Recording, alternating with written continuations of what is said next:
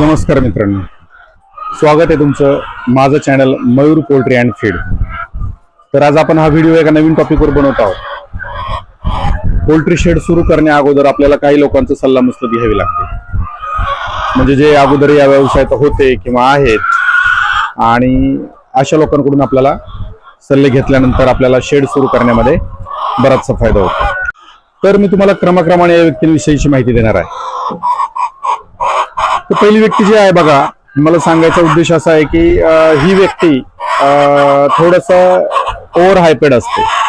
तुम्ही एखाद्या व्यक्तीला भेटायला गेलात आणि ती तुम्हाला जर या विषयासंदर्भातली माहिती सांगताना बडाव चढाव करून सांगत असेल की खूप पैसा मिळतो, मी असं केलं, मी एवढे कमवले, मी 1 शेडचे 2 शेड केले, 3 शेड केले, म्हणजे त्यांच्या शब्दांमध्ये ना अतिशयोक्ती असते. उदाहरणार्थ भयंकर, तुफान, जबरदस्त अशा प्रकारचे शब्द वापरून ते तुम्हाला काय बोलत असतील तर समजून घ्या की हे ओव्हर हायपेड व्यक्ती आहे.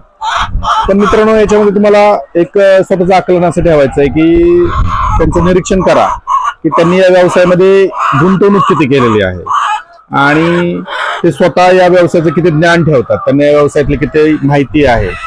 शिवाय त्यांनी या व्यवसायामध्ये स्वतः म्हणजे बॉटम पासून काय लेवलवरती काम केलेलं आहे, किती कष्ट केलेलं आहे. ठीक आहे. आणि त्यांनी जे काही तुम्हाला आकडेवारी सांगितली की मी एवढे कमवले तेवढे कमवले, तर त्या कमाईचा आणि त्यांच्या आत्ताच्या आर्थिक नियोजनाचा, आर्थिक परिस्थितीचा अंदाज आपण बांधायचा आहे की खरंच यांनी एवढे पैसे कमवलेत तर ते त्यांचा व्यवसाय त्या पट्टीमध्ये त्यांनी वाढवलाय का किंवा दुसरीकडे कुठे गुंतवणूक केली का. बरोबर. तर सांगायचा उद्देश असा की अशी व्यक्ती तुम्ही भेटल्यानंतर फक्त त्याचं निरीक्षण करायचं आणि त्यांच्याकडून पॉझिटिव्हिटी खूप असते, म्हणजे ते एक्साइटेड खूप असतात काय. तर ती जी माहिती त्यांच्याकडून मिळते ती फायद्याचीच असते. प्रत्येक व्यक्तीची माहिती फायद्याची आहे, तशी यांची माहिती फायद्याचीच आहे. फक्त तुम्ही त्या गोष्टींचा बाऊ करून आता मला या व्यवसायात उतरायचंय आणि खूप पैसे मिळतात आणि खूप मोठं होता येतं असा कुठलाही ग्रह करायचा नाही. ठीक आहे. अशा व्यक्ती काय करतात मित्रांनो की खूप काही अशा गोष्टी सांगताना बोलतात की मला अमुक वर्षाचा अनुभव आहे, तमुक वर्षांचा अनुभव आहे. तर अनुभव हा या व्यवसायामध्ये खूप महत्वाचा असतो की जो त्यांचा अनुभव तुमचे शेड सुरू करण्यामध्ये तुम्हाला कामाला येणार आहे. लक्षात घ्या, या क्षेत्रामध्ये एक लॉट हा तकरीबन 2 वर्षांचा असतो मित्रांनो. पण एखाद्या व्यक्तीची 20-25 हजाराची कॅपॅसिटी आणि त्याचा 2 लॉटचा अनुभव म्हणजे 4-5 वर्षाचा अनुभव असतो तो, आणि एखाद्या व्यक्तीकडे 3 शेड आहेत, 2,000 कॅपॅसिटीचे आहेत, म्हणजे टोटल 6,000 कॅपॅसिटी आहे. ती 6,000 कॅपॅसिटी आणि 25,000 कॅपॅसिटी यात तफावत आहे. बरोबर.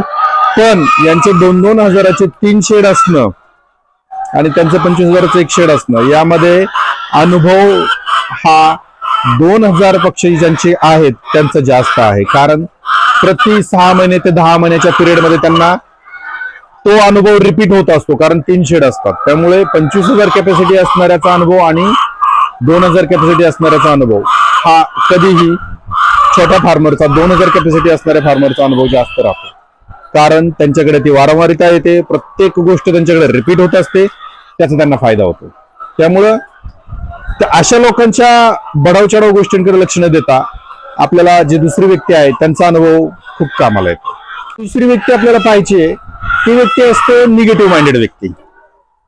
पहा, व्यवसाय सुरू करायचा त्यावेळेस आपण एखाद्या व्यक्तीला भेटलो आणि त्यांनी आपल्याला म्हणजे या व्यवसाय संदर्भातली माहिती द्यायची सुरुवात केली की ते निगेटिव्ह बोलतात. त्यांना व्यवसाय तर हा करायचा, यातून पैसे कमवायचे, त्यांनी कमवलेली असतात, पण ते निगेटिव्ह माइंडेड असतात.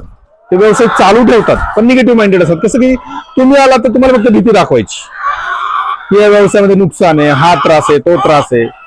उदाहरणार्थ बघा, मंदीचा कालखंड ज्यावेळेस या व्यवसायामध्ये येतो त्यावेळेस त्याचा एवढा इश्यू करतात ते व्यक्ती की अंड्याचा खप होत नाही, रेट पडतो. बरोबर. आणि या गोष्टी अशा प्रकारे ते दाखवतात की या व्यवसायामध्ये तुम्हाला जमणार नाही, खूप अवघड आहे, नुकसान होईल, अशी भीती दाखवतात. अहो, बोलण्यामध्ये त्यांच्याकडनं हे वाक्य येतं की लेबरला पगार द्यावा लागतो, लाईट बिल भरावं लागतं, ग्रामपंचायतीचा टॅक्स आहे, यांची आकडेवारी आणि उत्पन्नाची आकडेवारी तपासून पहा मित्रांनो, तफावत असते. अहो तुम्ही व्यवसाय करताय, त्यामधलं फिजिकल वर्क जर तुमच्याच्याने झालं नाही तर तुम्हाला लेबरला पगार द्यावाच लागणार आहे, बरोबर.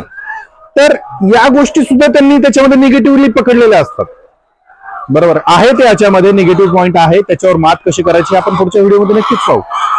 आता त्यांच्याकडनं सांगण्यात येतं की माल रखडतो, अंडी सेल होत नाहीत, रेट पडतो. तुम्हाला सांगतो आपला अंड्याचा ट्रेडर आपले पेमेंट होल्ड करतो, रॉ मटेरियलचा तगादा लागतो, फीडचा, ज्यांच्याकडून ज्यांनी मशीन स्वतःची आहे त्यांचा रॉ मटेरियलचा तगादा लागतो किंवा फीड सप्लायरचा तगादा लागतो. आता ह्या गोष्टी व्यवसायाचा भाग आहेत, पण या गोष्टीचा ते लोक एवढा बाऊ करतात की नवीन फार्मर घुसण्या अगोदरच 100 वेळा विचार करतो, अरे नको, त्यांनी आपल्याला भीती दाखवलेली आहे तर याच्यामध्ये नको जायला. तर असं काही नाही मित्रांनो, हा व्यवसायाचा भाग आहे, आपण याच्यामध्ये नक्कीच सक्सेस होऊ शकतो. तिसरी व्यक्ती मित्रांनो आपल्याला भेटायचे ती खूप महत्वाची बघा. तर ज्यांनी हा व्यवसाय बंद केलेला आहे ती व्यक्ती आपल्यासाठी खूप महत्वाची आहे, कारण त्यांचं व्यवसाय बंद करण्यामागचं कारण आपल्याला खूप खूप महत्वाची माहिती देतो. का त्यांनी व्यवसाय बंद करण्यामागे प्रत्येकाची वेगवेगळी कारणं असू शकतात आणि ती कारणं आपल्याला, आपण कुठली चूक केल्यानंतर ती सुधारण्यासारखी नाही किंवा कुठली चूक आपल्याला सुधारून पुन्हा याच्यामध्ये संधी देणार आहे, या गोष्टी त्यांच्याकडनं माहिती मिळतात. त्यामुळं अशा व्यक्तींना भेटणं खूप गरजेचं आहे. आपल्याला ते समजतात यांनी व्यवसाय बंद केलेला आहे, त्याचं कारण काय आहे ते आपण त्यांना बोलून न दाखवता आपण ते आकलन करायचं आणि आपला व्यवसाय सुरू करण्यामध्ये त्यांचा हा अनुभव चालू ठेवणं किंवा बंद करणं, कुठल्या कारणाने बंद केला ते आपल्यासाठी फायद्याचं ठरतं. आता ही व्यक्ती म्हणजे संधी साधू, धूर्त लोक. आता मी जर हे सेंटेन्स वापरले याच्या बदल्यात मला काही जण ट्रोलही करू शकतात, ठीक आहे. तर ही व्यक्ती बघा सांगताना तुम्हाला या व्यवसायामध्ये खेचतात अक्षरशः, म्हणजे या तुम्ही व्यवसाय करा. आता याच्यामध्ये त्यांचा काहीतरी वैयक्तिक फायदा होऊ शकतो, अशी व्यक्ती ती असते. म्हणजे तुमच्या या व्यवसायात आल्याने त्यांचा काहीतरी फायदा होणार आहे, त्यामुळे तुम्हाला या व्यवसायात येण्यासाठी भाग पाडतायत. आता ही व्यक्ती कशी असते बघा, सांगायचं तात्पर्य तर ही व्यक्ती शेडचं काम करणारा फॅब्रिकेशन काम करणारा व्यक्ती असू शकतो की त्याला त्याच्यातून त्याचा रोजगार मिळणार असतो. मग तो काय सांगतो, अरे अमुक तमुकचं शेड मी बनवलं, त्यांनी 2 वर्षात एवढे पैसे कमवले, म्हणजे तुम्हाला त्याची असं लालच दाखवतो की अरे तुम्ही करा, त्याला त्याचं काम मिळणार असतं. दुसरा असतो अंड्याचा ट्रेडर असतो बघा, तो शहराच्या जवळ किंवा त्याला ट्रान्सपोर्टेशन जवळ पडावं म्हणून तो तुम्हाला या व्यवसायात उतरतो, अरे तू कर, इथं शेड टाक, आपण मी तुझा माल उचलतो वगैरे, कारण त्याचा खर्च वाचणार असतो, बरोबर. फीड सप्लायर तर तुम्हाला जे पण मटेरियल सप्लाय करणार आहे त्यांचा व्यवसाय हा वाढणार असतो, त्या कारणाने ते तुम्हाला याच्यामध्ये खेचत असतात. तर अशा व्यक्ती पण तुम्ही पाहायच्यात आपल्याला. ची व्यक्ती बघा, म्हणजे शेवटची व्यक्ती मला सांगायचं स्ट्रेट फॉरवर्ड व्यक्ती असते. तुम्ही पाहिल्यानंतर ते समजून जाल की ही व्यक्ती स्ट्रेट फॉरवर्ड आहे, बरोबर. त्या व्यक्तीचा असा माणूस असतो की तुम्ही या व्यवसायात आलात तरी त्याला काही फायदा तोटा नाही आणि तुम्ही या व्यवसाय नाही केला तरी त्याला काही फायदा तोटा नाही. तुम्ही त्याला भेटलात तर तो जस्ट तुमच्याशी कॅज्युअली मीटिंग करेल, पण तुम्हाला या व्यवसायामध्ये माहिती देण्या अगोदर तुम्ही या व्यवसायाच्या लायक आहात का नाही, म्हणजे सांगायचं तात्पर्य, लायक शब्दाचं तात्पर्य असं की तुम्ही खरंच हा व्यवसाय करण्यासाठी मनाची तयारी करून आलात की नाही, तर जर वरवरचीच माहिती घेतायत, बरोबर. हे स्वतः ते आकलन करतात, ते बुद्धिमानच असतात. हे स्ट्रेट फॉरवर्ड व्यक्ती असतात ना, ते तुमचं आकलन करतात की तुम्ही हा व्यवसाय करू शकाल की नाही याचा ते अंदाज घेतात आणि मगच तुम्हाला वेळ देतात, अन्यथा ते तुम्हाला टाळतात. तुमचं नुकसान होऊ नये किंवा तुम्ही जर चुकीच्या ट्रॅकने या व्यवसायात उतरणार असाल तर तुमचं नुकसान होऊ नये हे ते काळजी घेतात आणि तुम्हाला त्या संदर्भातली माहिती देतात. ही व्यक्ती खूप महत्वाची असते, ती तुम्हाला फायदे तोटे दोन्ही बाजू समजून सांगणार. फायदा कसा आहे, तोटा कसा आहे, फायदा झाला तर कितपत होईल, तोटा झाला तर कितपत होईल, या सगळ्या गोष्टी ही व्यक्ती तुम्हाला व्यवस्थित समजून सांगणार आहे.